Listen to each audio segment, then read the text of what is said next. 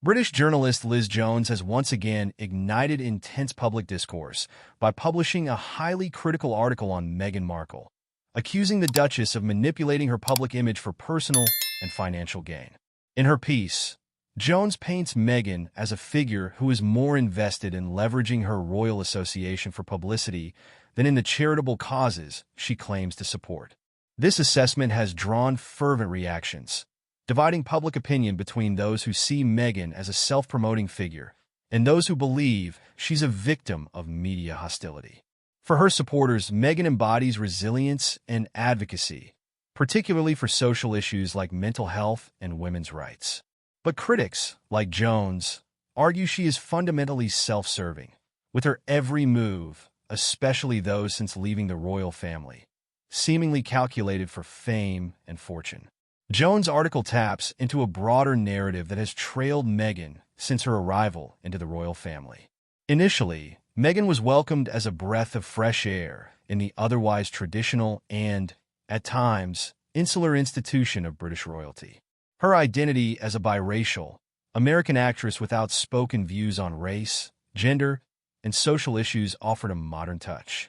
Yet, this openness soon made her a target for relentless British media scrutiny, especially as her progressive values increasingly clashed with conservative royal expectations. The media's tone shifted from fascination to critique, focusing on Meghan's every word, fashion choice, and even her family dynamics.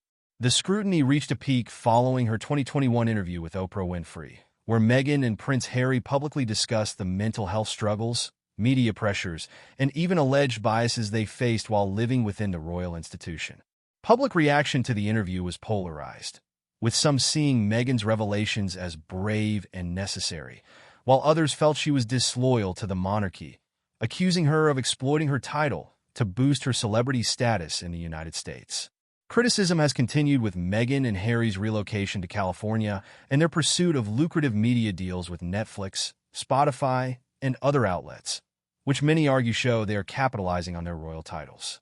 Projects like their multi-million-dollar Netflix documentary and various podcasts have added fuel to the narrative that Meghan and Harry are, in part, leveraging their royal connections for financial benefit. Even Jones, in her article, points to these ventures as indicators of a calculated move to monetize their royal ties, questioning Meghan's sincerity and long-term commitment to causes she previously championed. The duo's public brand as royal exiles pursuing careers in Hollywood has only further divided opinion, creating an uneasy dynamic between the British public and Harry, who once enjoyed the public's favor as a people's prince. For some, Meghan's influence on Prince Harry is also a point of contention. Once known as the adventurous, carefree spare to the throne, Harry is now a figure frequently speaking on social causes and the challenges of royal life. Supporters argue that Meghan has helped him evolve into a socially conscious advocate, while critics claim she has distanced him from his family. Media figures like Jones argue Meghan's influence over Harry is an extension of her own ambition, using their shared platform for self-promotion, with the recent scrutiny around the couple's Spotify and Netflix deals as further evidence. Moreover, the nature of Meghan's media portrayal, often harsher than that of other royal women, has fueled accusations of sexism and racism. Critics of the media's treatment argue that Meghan has been unfairly subjected to stereotyping and negative framing, especially compared to Kate Middleton, whose actions have often received a warmer reception from the press. The contrast has led to conversations about bias, both racial and gender-based, with some commentators observing that Meghan's strong personality and outspoken nature were more often vilified than celebrated. Despite these tensions, Meghan's defenders continue to argue she has used her platform for good, especially as an advocate for mental health and women's rights, exemplified by her openness about her mental health challenges. Her defenders view the press's relentless critique as an unfair and, at times, bigoted attack. In contrast, detractors see her advocacy as a thinly veiled pursuit of fame, interpreting her public appearances as attempts to shape her image rather than meaningful activism. Ultimately, the debate over Meghan's motivations and integrity highlights the complex nature of public life and the often unforgiving gaze of media scrutiny.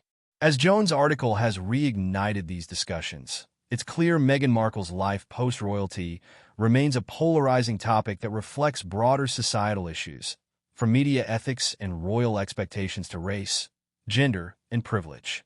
The public's perception of her, as either a genuine advocate or an opportunist, is emblematic of a broader cultural shift in how we view public figures, their intentions, and the roles they choose to embrace or reject.